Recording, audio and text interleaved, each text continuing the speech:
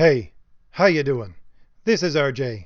Today, I'm going to talk about the progressive deconstruction of a hero.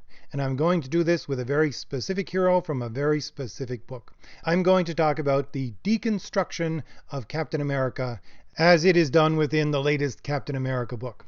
Because I just happened to pick up the latest Captain America book to do a 10-second comic review on this, and this was the exposition issue. Now, I have read some of this run leading up to this book, and what it does within this issue is it gives you an entire page of explaining what has come before within the story arc, and then you get the story where you have Steve Rogers explaining the entire thing again, and then you have a whole bunch of explanation within this book, and when you get to the end, they talk about how in the next book they're going to ramp up to the big finale, which is in number 25. And here you have the writer, who is Ta-Nehisi Coates, deconstructing the hero of Captain America. Now, very specifically, it is the deconstruction of this hero, not the destruction of this hero. And what they do when they deconstruct a hero is they break the hero down into its component parts, and then they put it back together, but only with the parts that they wish to keep. And of course, these would be the very progressive parts of this hero, and introduce some new parts, these new progressive parts to this hero. So this is what is happening within this story arc, and this is an example of the deconstruction of these heroes, because a lot of people within this progressive mindset that are writing comics look up to Ta-Nehisi Coates as some kind of authority.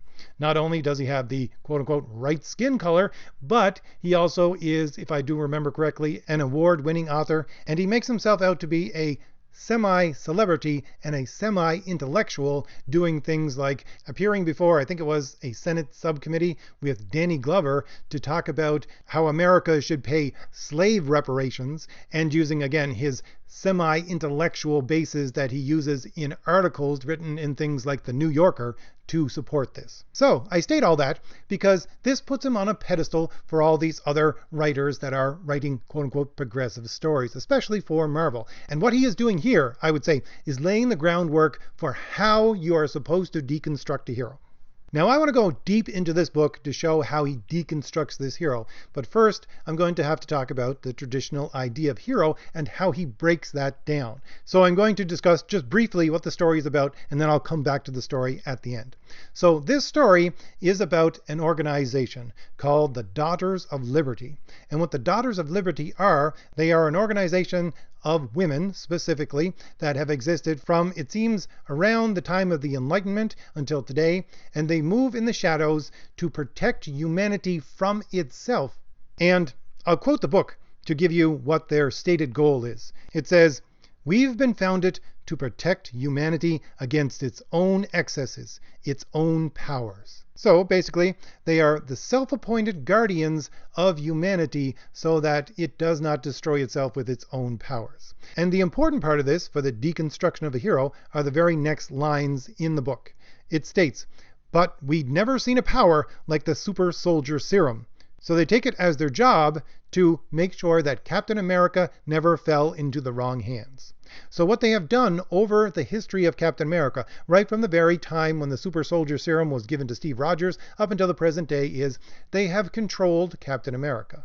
In the sense that they usually work, which is to work in the background to make sure that the people they are influencing make the choices that they want them to make. And if these people step outside of the choices that the Daughters of Liberty want them to make, they recorrect them. They course correct these people, like a mother course correcting a toddler, I would say. And this right here is the destruction of not only Steve Rogers or Captain America as a hero, but a destruction of the traditional concept of hero itself. And so, once again, to go over that, I'm going to have to go back into what the traditional idea of a hero is in Western civilization, and has been so for the last about 3,000 years. Now, a traditional hero is a paragon of virtue, and those virtues are 4 in number and of a very specific order. They are prudence, justice, temperance, and fortitude. And the thing is, with these virtues, you can't have one without having the preceding one. So you can't have temperance unless you first have fortitude. And you can't have fortitude without first having justice. And you can't have justice without first having prudence. So if you don't have prudence, you don't have any of these other virtues. And therefore, you're not a paragon of virtue. You're not a hero. And what is prudence? Well, prudence is correct decision making. And so you have to make correct decisions. And how you do that is you have something that precedes even prudence, which is right reason. That is to say that your reason is shaped by reality itself. And within most of Western civilization, this definition of what reality is would be physical reality and spiritual reality at the same time. So the point is that you need to make correct decisions. And in order to do so, you need to have free will. Now, very briefly, the idea of will that we have today was basically, I won't say created, I would say brought to light by Augustine of Hippo around 380 AD, right before the fall of the Roman Empire, which typically I was told was 410 AD. And he brought this to light by saying that the reason why a person moves in any direction is because of love. They place their love upon something and they move towards it. But love is an act of the will, and it's supposed to be a free act of the will. He goes so far as to say that these motions are nothing but will, making statements like, "For what are desire and joy but a volition of consent to the things we wish? And what are fear and sadness but a volition of aversion from the things which we do not wish?" Now this volition that he talks about is the free will, making a choice. So reality presents you with a structure wherein you will live and make your decisions. And your life itself will present you with opportunities to make decisions at every turn. And if you make the correct decisions, that is to say, in accord with reality, you will be acting in a virtuous way. And if you make them in a way that is ignoring what reality is, that is to say, in accord with a lie, then you are acting in accord with a vice. So both vices and virtues, being a hero and a villain, they're both dependent upon free choice. Because, as he said, all of these motions, they're nothing but will. That is to say, they come down to nothing but your will. Now, I have to say that the ancient idea of will, the Greco-Roman idea of will, was quite different from this idea of will that Augustine talks about and that we use today, because their will and their choices were influenced by a vast number of things, like chance and fortune, like fate and destiny. And yes, those are two different things. And there were a whole host of other forces at play, small ones like the thumos, medium ones like Eat or Ate, depending on how you want to say it, and larger ones like Moira.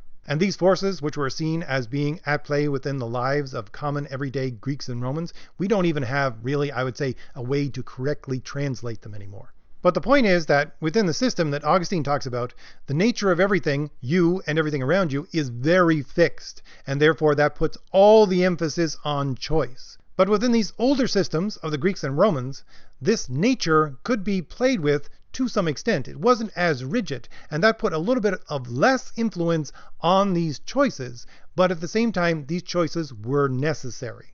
So you get things like Achilles' semi-divine horses beginning to mourn for him and to express this mourning within speech itself. Or you have Aias, also known as Ajax, and he being arguably the most powerful of the heroes of the Trojan War, he fights and wounds even the god of war himself, Ares. But both of these, Aias and this horse, they are struck down by the gods because it's not within their nature to do these things, so they're not allowed. But at the same time, they actually accomplished these things. So they stepped outside of their nature somewhat for that little brief period of time. So you see how this nature is a little bit more at play, which decreases to some extent, as I said, the nature of their free choices.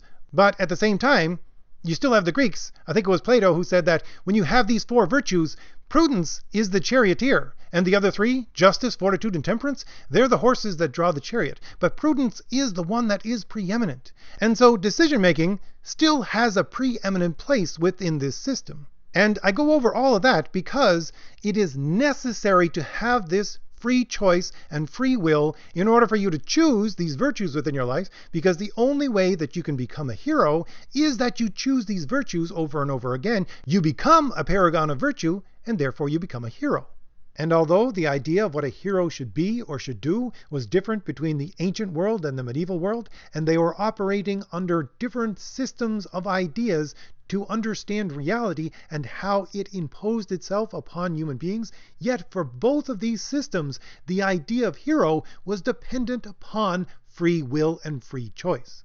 And just briefly, I want to say that this still plays out within the writing of a story with a hero in it today. One of the basic rules of a hero story today is your hero, in the end, cannot be saved. Your hero, in the end, is the one who needs to do the saving. The nexus of action that brings about the conclusion of your story needs to be within your hero, or that character is not a hero. But here within this Captain America story, we see that Captain America never had the ability to choose freely, because all his choices were either pre-made for him so that he could only, quote-unquote, choose from a preset number of choices that he was given, or if he chose something outside of that, he and his life was course corrected by these Daughters of Liberty to bring him back to what they chose for him. This is not a free choice. This is not a free will.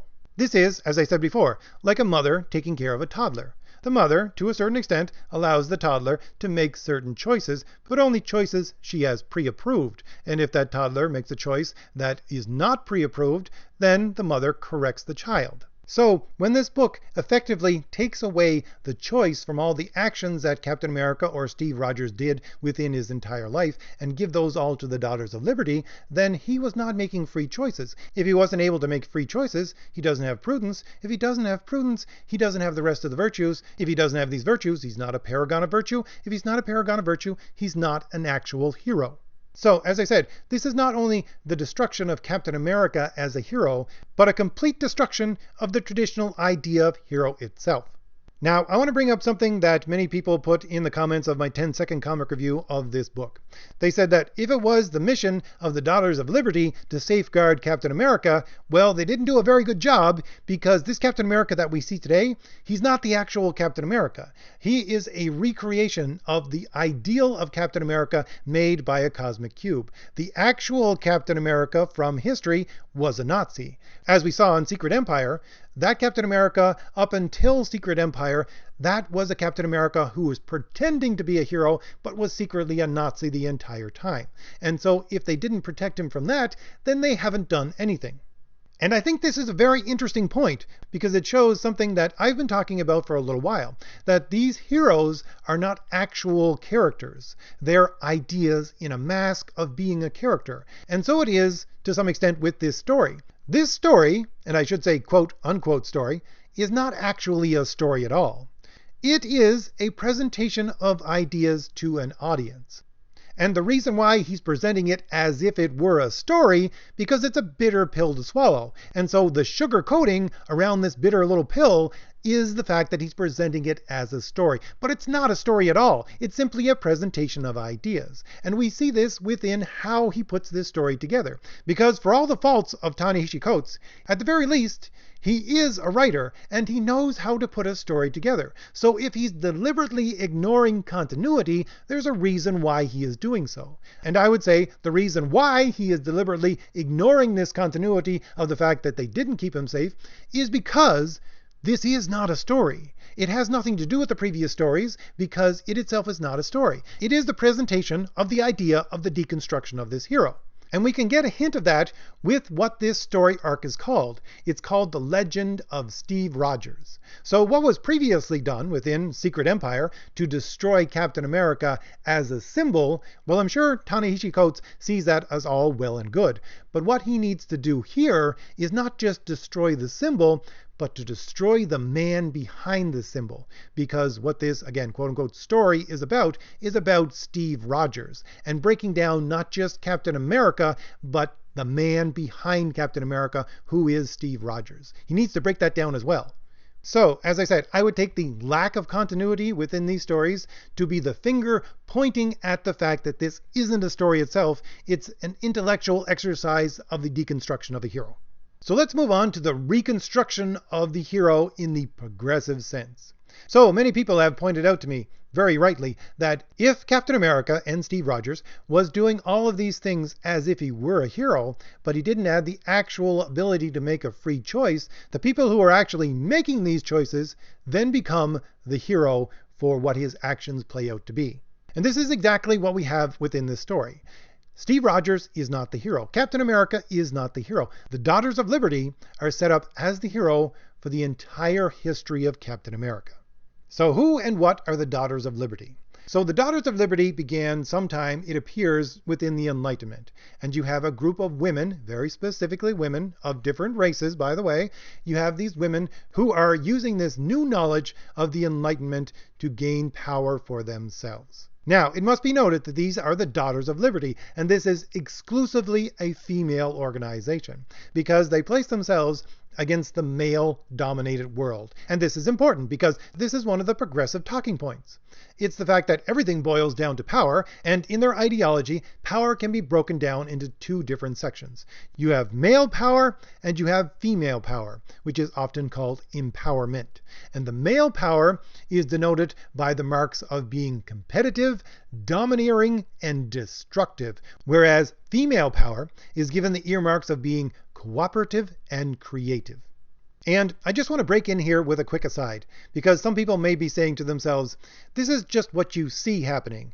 Is it really happening though? Do you have any evidence for this happening? Well, yes, I would, because I could point you to a podcast done by Ta-Nehisi, the second in command, the person in operational control of Marvel Comics, stating that this is a conversation they have over and over again within the halls of Marvel Comics. This discussion between destructive and creative power. And from what that entire podcast was about, you see that the distinction between creative and destructive power is the distinction between female and male power. But let's move back to the Daughters of Liberty.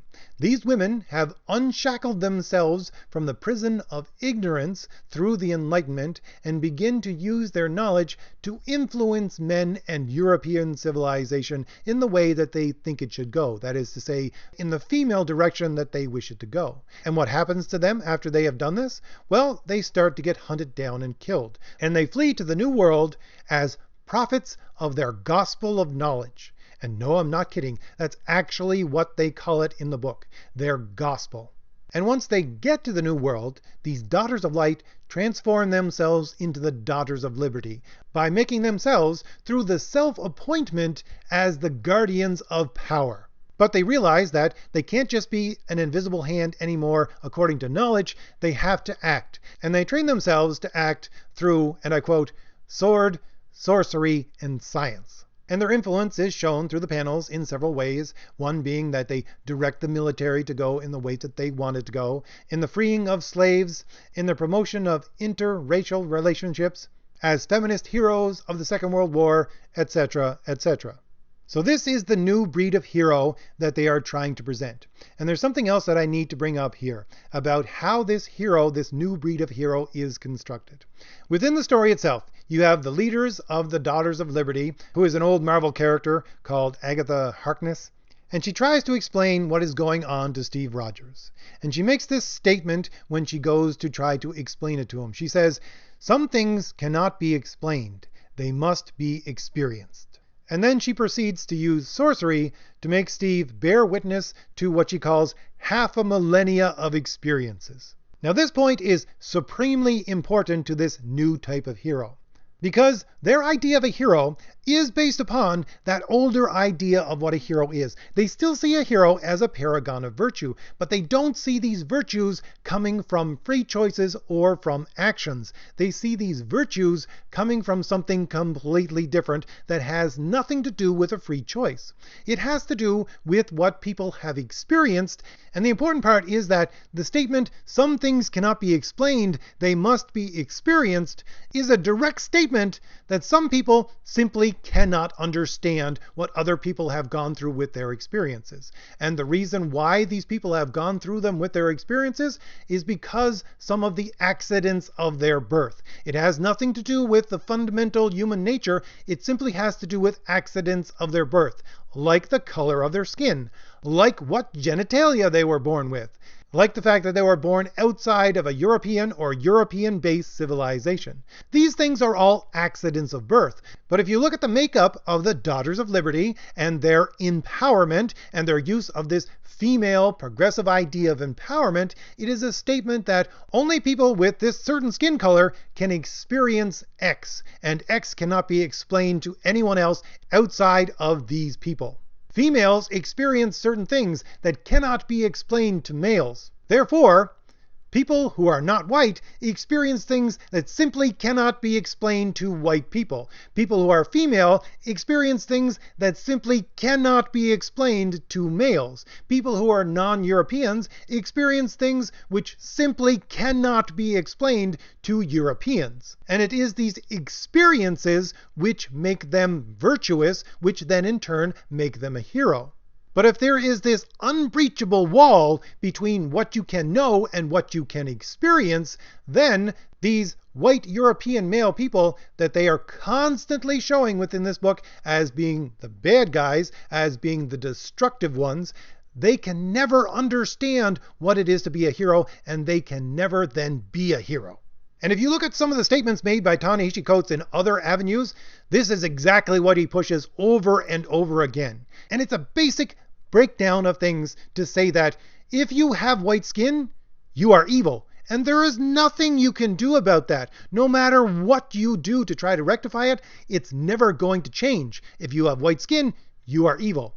The same thing goes for being a man. If you are a man, then you are inherently evil because you have been born with those male parts. They have given you your experiences. All these experiences don't depend upon choice. They depend upon that accident of your birth, and it automatically makes you an evil person. And there's no getting around that. The same thing if you're a European or of European descent. You were given these experiences, and you simply cannot move outside of them. Therefore, you are an evil person. And this is all the rational conclusion of the fact that they are stating that since these Daughters of Liberty were born female, they were able to access the experiences of knowledge through this female way, and therefore they become heroes. And the same thing happens with people who are not European. The same thing happens with people who don't have white skin. Again, I can't drive this home enough. It is the accidents of the birth of these people that give them vice or virtue in their eyes. And if you are a woman, if you are a person of non-white skin, if you're a non-European descendant, then that automatically gives you certain experiences which automatically give you virtue. And so in contrast, if you are a white European male, you are given automatically through these accidents of your birth certain experiences that make you evil. And we see this very directly within the story, because within the story, Agatha is using sorcery to expose Steve to half a millennia of these experiences to try and make him begin to understand what is going on. And he barely gets there. And even while he is experiencing these things with her at his side, he tries to ask a question, and she tells him, "Be quiet. This is important." So she has to tell him to shut up. And again, after all of this, after her telling him to shut up and listen, exposing him to half a millennia of these experiences, then he only gets to the point that he might begin to be able to understand what is going on here in a very small sense. And then at the end, you get the reconstruction of Captain America as this progressive hero. Because you have one of the Daughters of Liberty, which is Sharon Carter. She, along with Falcon and Bucky, come to talk to Steve and to try to get him to understand exactly what is going on. And apparently, a lot of people knew exactly what was going on with the Daughters of Liberty controlling Steve and him as Captain America. Falcon apparently knew, and the reason he says he didn't tell Captain America was for his own good. And also, one of the major players within the Daughters of Liberty is Susan Storm. So she has known for a long time that they have been controlling him, but again, for his own good, they never told him any of this. And so all of this is meant to bring Steve Rogers to a point where he comes to the realization that he was never the hero, that he needs a team. He always needed a team, and that team that was originally backing him up was the Daughters of Liberty. That's where all of his actions came from. That's how he became a hero in the eyes of others. And so he needs to come to the point of accepting the fact that he's just another member of this team. And once he has accepted that fact, that he is just a member of this team, Then we have Sharon Carter giving him back his shield and him saying, are you sure? Can I really do this now? And she says, yes, you can do this now. She's giving him permission, again, just like that mother is giving permission to the 2-year-old. And so he becomes Captain America once again. And this new constructed hero, this progressive hero that they rebuild up, is a hero who is granted the ability to be a hero by these greater forces of these people who have better experiences than he does. These people who have access to this female power, these people who don't have white skin, these people who are female, these people who are non-European, they grant him the ability to act. But again, only the ability to act in the way that they wish him to act. Where previously they moved in the shadows and directed everything that he was doing, now they're saying, look, you have come to the point where you realize that you have to act in accord with what we want, and that's the only way you're going to get anything. And so when he accepts that and accepts these shackles to himself, then they can let him go on his merry way, and they don't have to look after him anymore because he's already pre-shackled himself to doing exactly what these other people want him to do. So what is happening here with the destruction of the traditional idea of hero and the reconstruction of hero under this progressive norm is exactly what is happening within the progressive movement itself. The progressive movement is saying that you can only act or choose according to the preset conditions that the progressive movement has set for you. And I'll have to say that in my study of politics, that is a very good definition of something very specific. That is a definition of tyranny. And yet, they are selling you this tyranny, they are selling you this self-imposed slavery under the banner of liberty. So, if I've given you anything new to think about, hit like, hit the shield in the lower right-hand corner of your screen to subscribe, and leave me a comment. Tell me what you think about all this. Alright, I'll see you later. Bye.